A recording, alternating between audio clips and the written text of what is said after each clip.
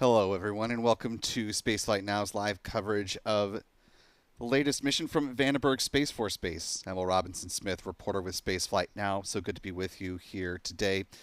We're broadcasting, as we always do, from the Spaceflight Now News Bureau here at NASA's Kennedy Space Center.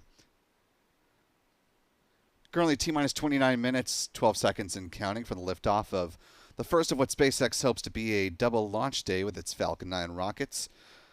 One from each coast. We start, of course, with the mission you see here on your screen, NASA's Tracers mission, which is targeting a liftoff coming up here at the time you see at the bottom of your screen, 11:13 a.m. Pacific, 2:13 p.m. Eastern, 19:13 UTC.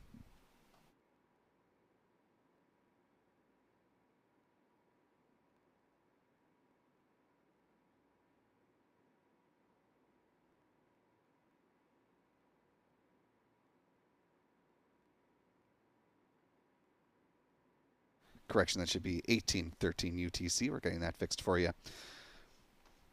As we're getting things going, we are also keeping we're keeping a weather eye on Pad 40, Space Launch Complex 40 here at Cape Canaveral Space Force Station, where a little bit later on this afternoon, SpaceX also hopes to launch a pair of satellites for SES's O3BM power constellation.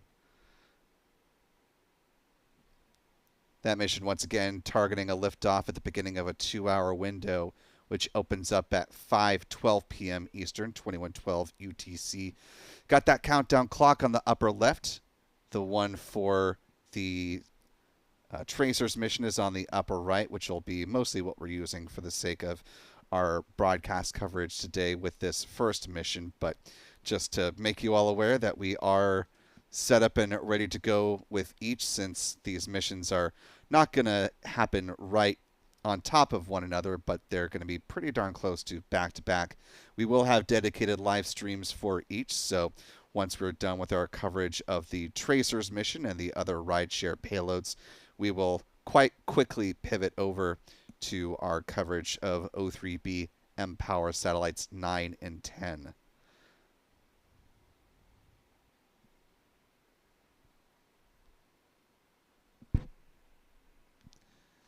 As we're getting things going, I want to thank the nearly 1,000 of you who are watching with us live today. If you haven't already, you could do us a big favor just by clicking the like button and share the stream. Allow some more folks to find their way into this live launch coverage.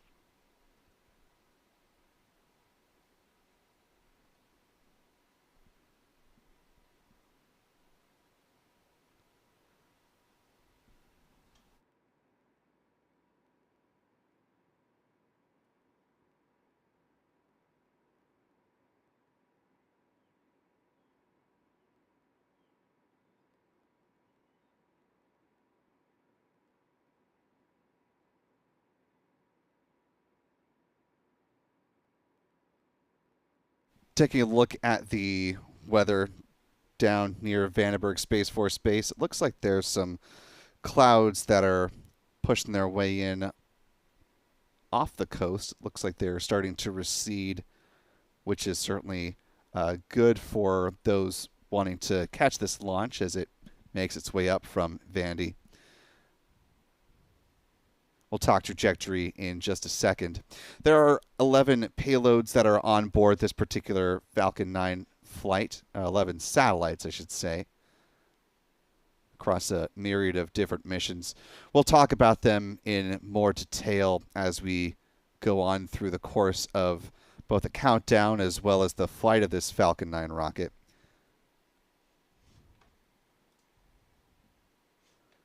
But of course, principal among them are the pair of spacecraft that consist of NASA's Tracers mission.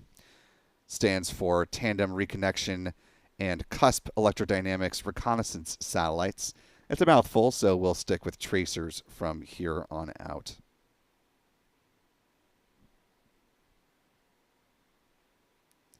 And here's a look at an artist's rendering of what those twin satellites look like in their on-orbit configuration. They'll fly, as the name suggests, in tandem with one another, about 10 to 120 seconds behind one behind the other.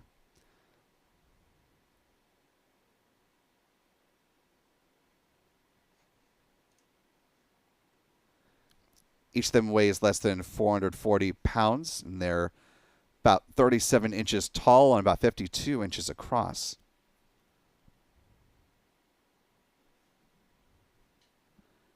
That's nearly 2 meters tall, or 1.32 meters across for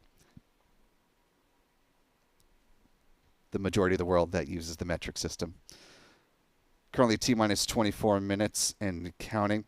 Here's an image of the tracers, those two satellites that are at the top of the stack here. And then you've got that payload covering, which is just beneath.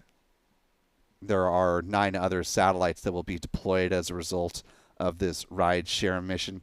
Taking a look at the tracers team as they were seeing their spacecraft one last time in person before the Falcon 9 payload fairings fully encapsulated all those satellites in preparation for a liftoff.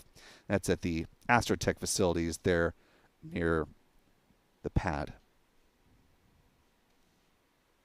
One last graphic for you for now. We've got the mission patch for NASA's Tracers mission as designed by SpaceX. You can see it featuring both of the principal spacecraft launching today and, of course, the Falcon 9 rocket in the middle, and SpaceX's trademark 4-leaf clover for good luck.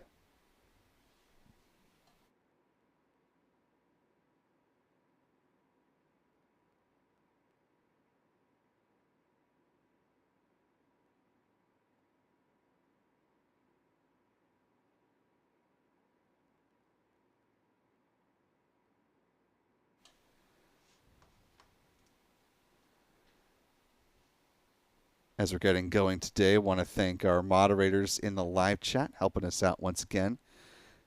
Looks like we've got Rick Donner who's holding it down solo today. We'll keep an eye out for any of the other mods as they cruise on in during the countdown. You can help make Rick's job that much easier just by following the rules of the chat. We ask that you converse in English so that Rick and any of our other mods can understand and respond as appropriate. That you refrain from using all caps as well as delving into overt politics and religion. And most importantly, that you treat each other with the kindness and respect that you yourself would like to be treated.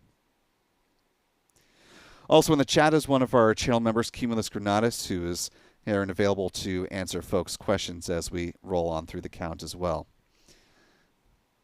Speaking of channel members, this launch and all of our other live launch opportunities made possible in no small part by our wonderful channel member community here on YouTube. So thanks to folks like the Rocket Girl, Sulfur for Lunch, I Am Lita.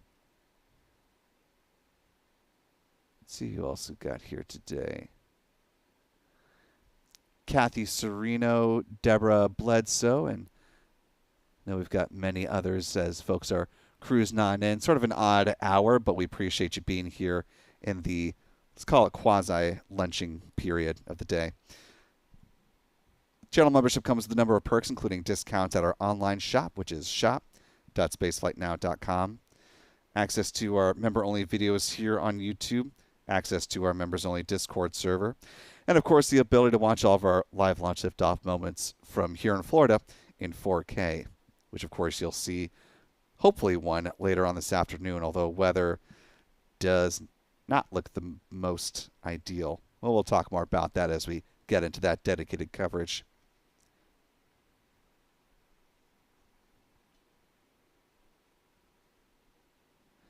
Where things are with the mission, SpaceX has given the go-ahead for propellant load for today's Falcon 9 flight. And with the start of fueling, they've gone through a few different countdown milestones. So let's quickly step through where we've gotten through and talk about what is still ahead for SpaceX before the liftoff of this Falcon 9 rocket. The go-ahead for the start of fueling was given at around T-minus 38 minutes, and prop load began with the loading of liquid oxygen aboard the rocket's first stage and rocket-grade kerosene, RP-1, being loaded on board both the first and second stages. T-minus 30 minutes is when they started to load a cryogenic helium on board the pressure vessels for the Falcon 9's first stage. Same was true in the second stage a few minutes afterwards. Helium is important because it's used to pressurize the main propellant tanks during flight. Second stage RP1 loading topped off at about T-minus 23 minutes. That was followed up at T-minus 20 minutes and 50 seconds, which is the process where we are now, where SpaceX is currently in the mode of thermally conditioning the feed lines there at the pad in preparation for second stage liquid oxygen load on the Falcon 9 rocket.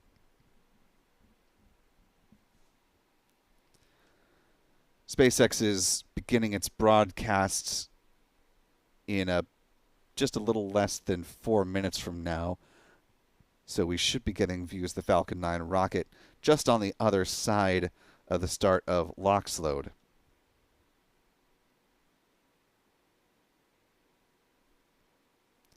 After that will be the engine chill sequence, when SpaceX flows a small amount of liquid oxygen through the plumbing and turbo pumps, helping to protect the engines from the risk of thermal shock and damage at the base of the Falcon 9 first stage booster.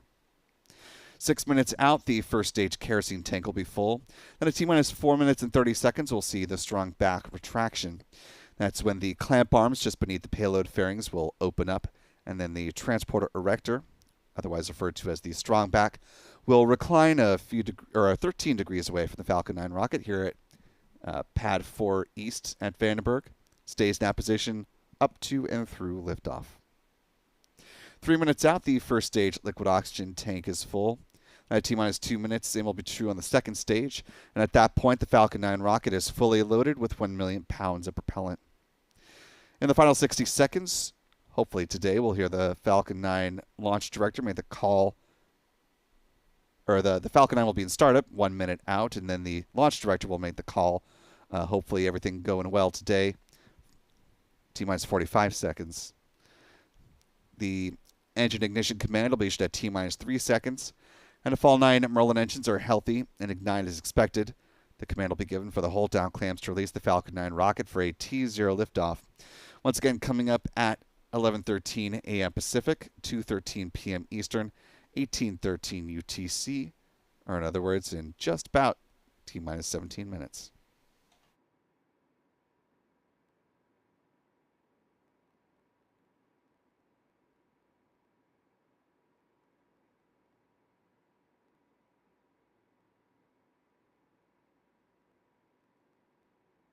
The Falcon 9 first stage booster that SpaceX is using today on this particular mission is tail number B1081, which will be making its 16th trip to space and back. For those in the vicinity of Vandenberg or the surrounding areas, just as a heads up, there will be a sonic boom that could quite possibly be audible depending on where you are, direction of the wind, all that jazz. A good landing back at LZ4, landing zone 4, would be just the 27th time that will have happened. Will also be the 478th booster landing to date, if all goes well.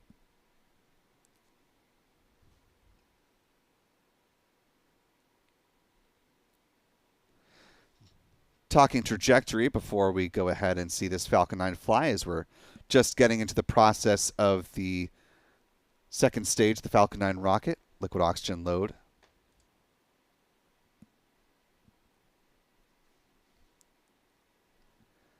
This mission will head into a sun-synchronous low Earth orbit today,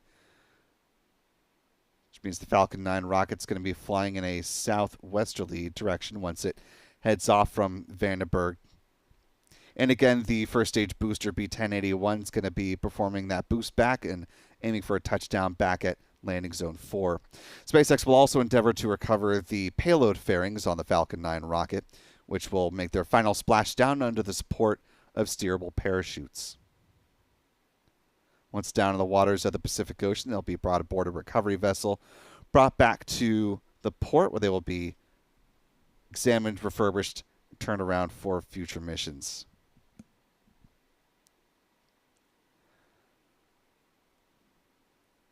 A quick overview. Won't go through all of these in great detail, but just want to give you a sense of the missions that this particular booster has flown, highlighted by NASA's Crew 7, CRS-29, and a couple of Earth and climate observing spacecraft, both PACE and EarthCare from the European Space Agency. You see the Falcon 9 rocket there standing at the pad. You can see a little bit of clouds in the area, but a really nice view of the Falcon 9 rocket. You'll notice that the Falcon 9 rocket seen here does feature that gray band that we see occasionally.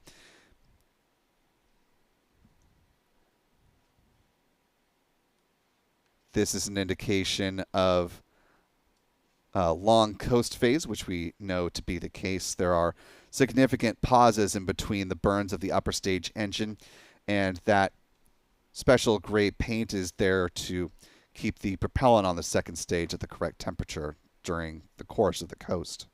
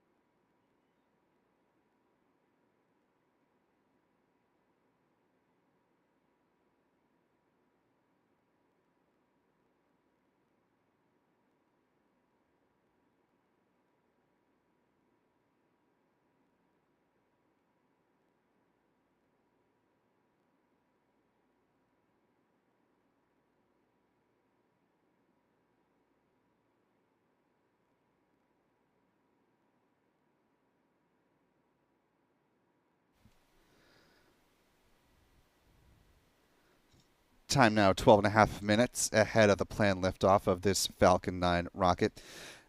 Again, the next milestone that we're expecting for the SpaceX and the Falcon 9 is coming up at the T-minus 7-minute mark. That's when SpaceX will flow a small amount of liquid oxygen through the plumbing and turbo pumps to help protect the engines from the risk of thermal shock and damage during startup.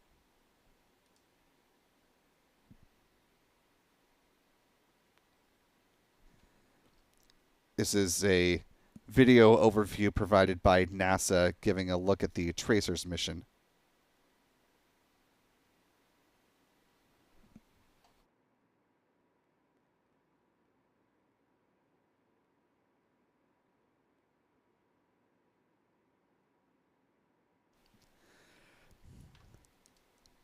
Very much not a physicist myself, but just giving you a brief overview, trying to keep up with the description of what this video is containing. Unfortunately, there is music, which if we played it could cause us to be demonetized.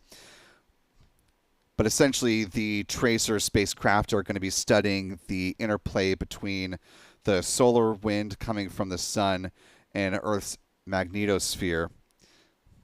Essentially, there are a couple of spots in the North and South Pole that are referred to as cusps, and those are areas where the impacts from the solar wind can more directly reach our atmosphere and cause direct impacts to things like our electric grid as well as our satellites on orbit. Seeing some animation showing those solar winds and the particles that bombard the Earth, mostly protected by our magnetosphere. But what the Tracer spacecraft are designed to do, because there are the two of them, is one will pass through a cusp first, and then the other will pass through that same point anywhere between 10 to 120 seconds afterwards. And so they'll be able to get really quick snapshots in quick succession of those particles that are coming in from the sun at those cusp points and get a more refined data set as compared to what they studied originally using sounding rockets back in mission that launched in 2018.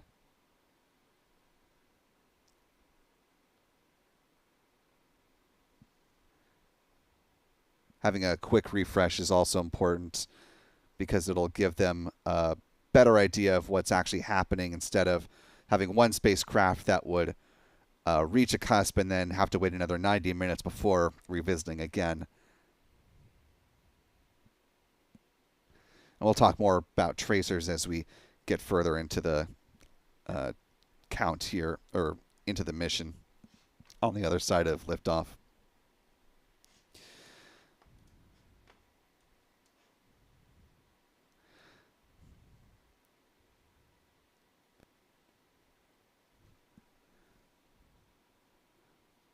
Falcon 9 rocket, SpaceX's workhorse, of course. Today's mission will be the 89th Falcon 9 rocket launch of the year, the 506th launch of a Falcon 9 to date.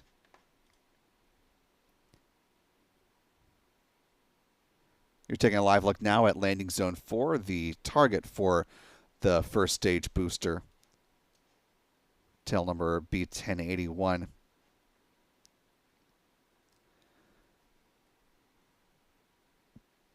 Falcon 9's second stage, as you can see, powered by a modified Merlin engine referred to as the Merlin vacuum engine, which produces more than 220,500 pounds of thrust. There are going to be 4 burns of the second stage engine before the final satellite deployment today. The payload fairings at the top of the rocket are 13.1 meters or 43 feet in height and stand 5.2 meters or 17.1 feet in diameter.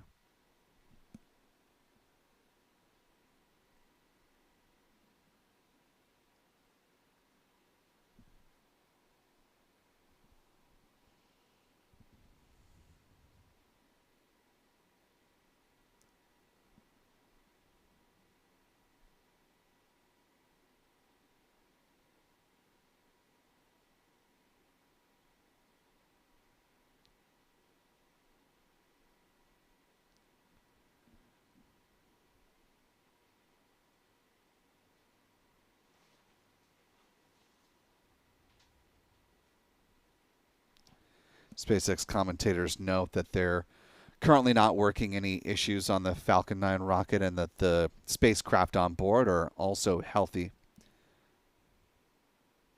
Now T-minus 7 minutes, they're into the engine chill sequence.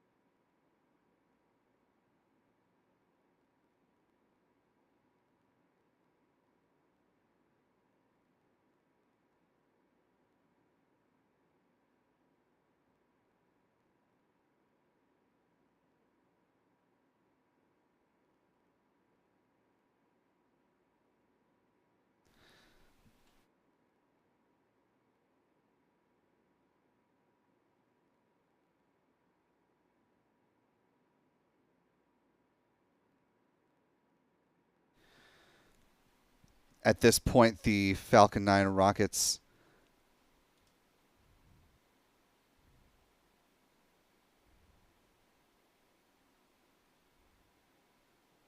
first stage RP-1 tank should be full.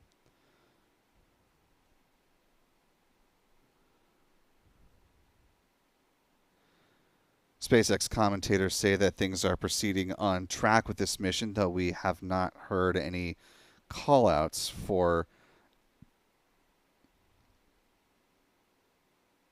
actually just heard the call for tanks pressurizing for strong back retract.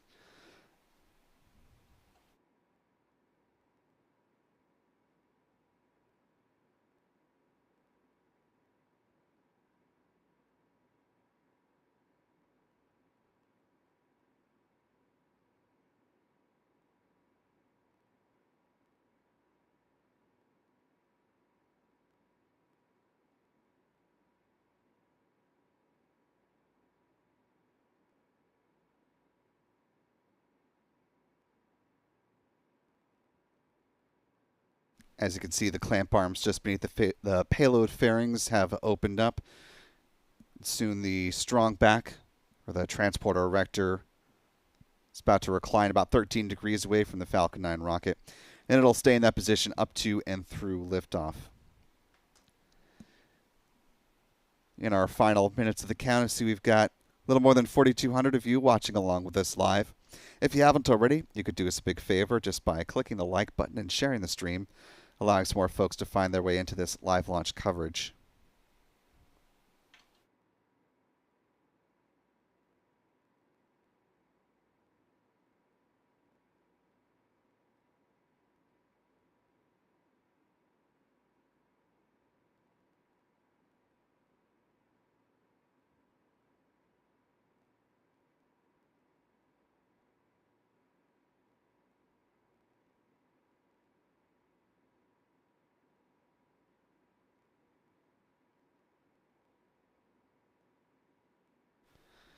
Coming up on the 3-minute mark here, which is the point where the first stage LOX tank should be full.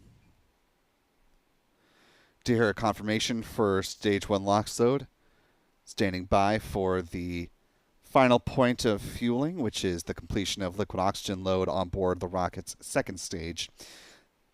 That part of tanking should wrap up at about the 2-minute mark. That'll be followed by the ground gas closeouts, where we'll see, you can see it's a little bit of venting from the right-hand side of the strong back there, just on the other side of the rocket's inner stage, or the black section of the vehicle. That'll be the release of the remaining liquid oxygen from the feed lines. Will be vented from that point on the strong back.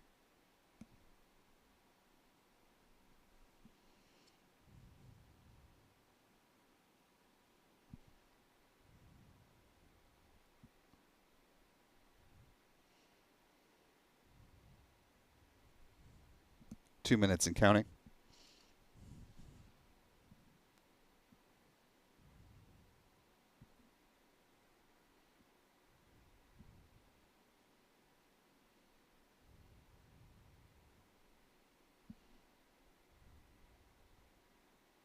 Load is complete. With LOX load complete, you're seeing the start of the ground gas closeouts there. Falcon 9 is now fully loaded with 1 million pounds of propellant. That's started.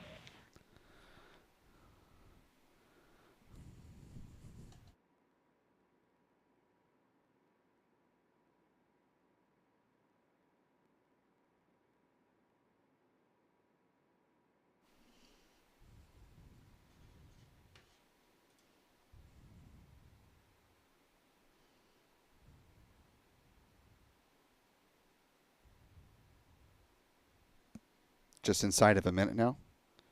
Hear the call of the Falcon 9's in startup.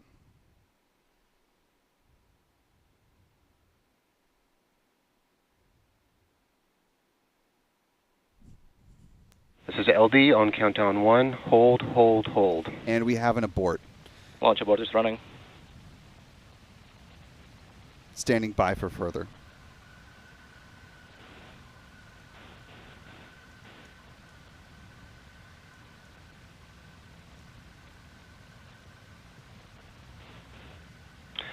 This is the LD on countdown 1. We have aborted launch for the day due to airspace concerns. We are proceeding into nominal offload operations.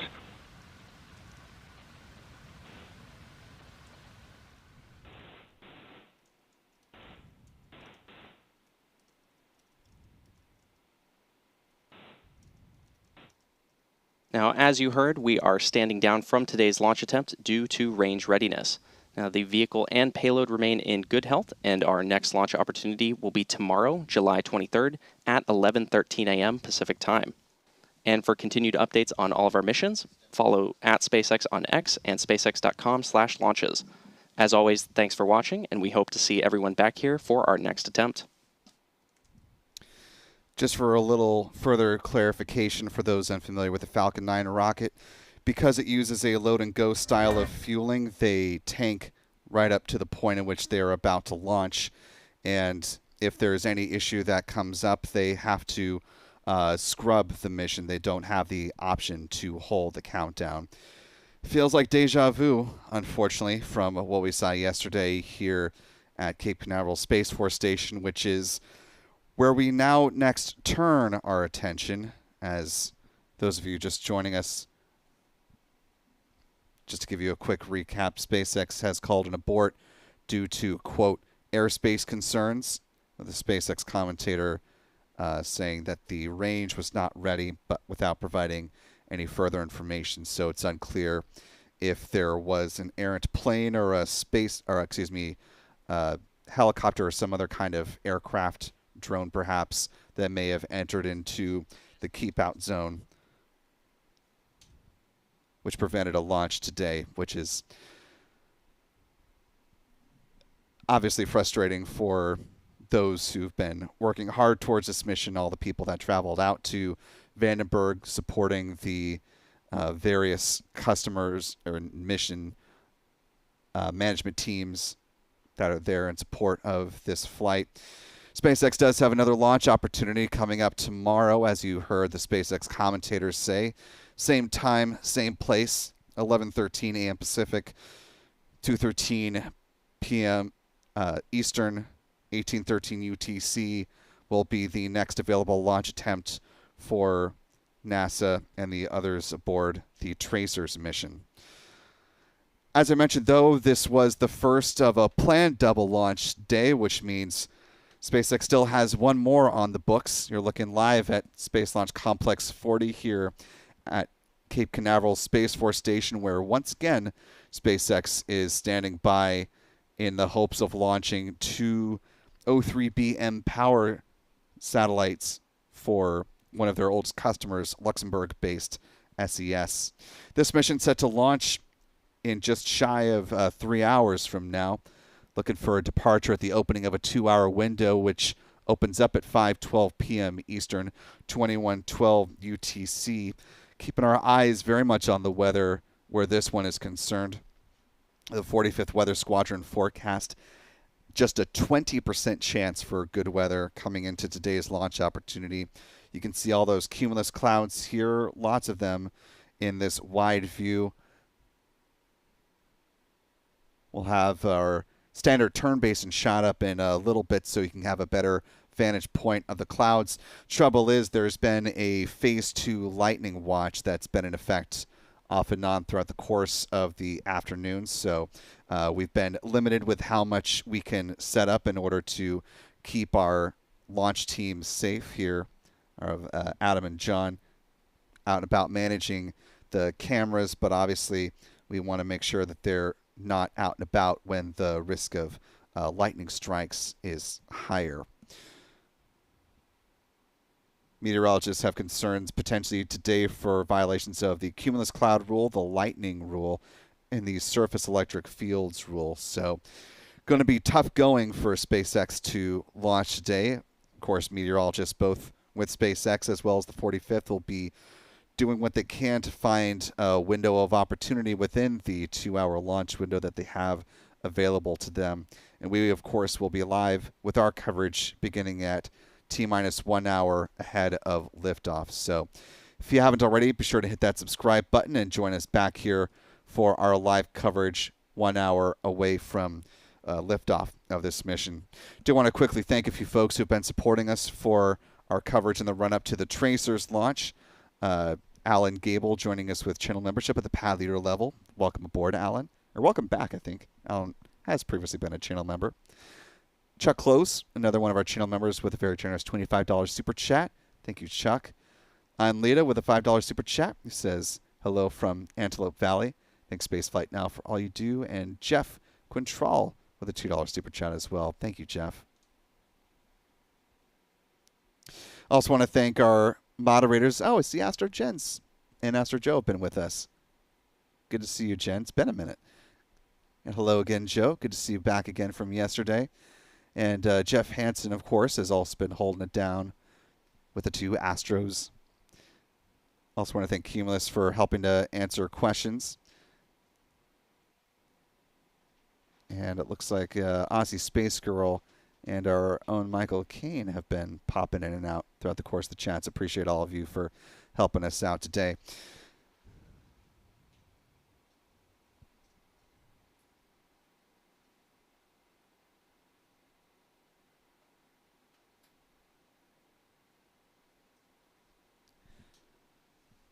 Before we go ahead and cut you loose, we're just getting a little bit of context on the violation of airspace that SpaceX possible violation of.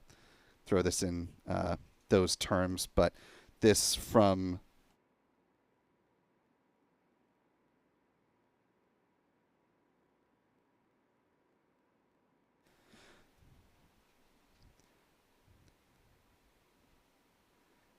got some flight tracking data. You can see a plane that, or some kind of aircraft that makes its way across the 101 heading out west, gets near the area of Vandenberg, then does a couple of curlicues and then starts to make its way back. But it would seem potentially, again, all the asterisks that you want to throw at this, we don't know definitively, but this could be the culprit behind the scrub of NASA's mission today on board a SpaceX Falcon 9.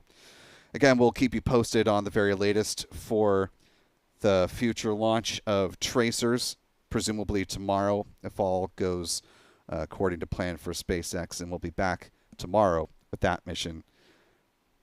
We'll see you right back here coming up in a couple of hours for what will hopefully, fingers crossed, be the launch of at least one Falcon 9, this time with the O3BM power satellites on board. I want to thank you all for being with us today. I'm Will Robinson-Smith for Spaceflight Now. Remember, be good to yourselves, be good to others, and we will see you next time, folks. And until then, bye-bye.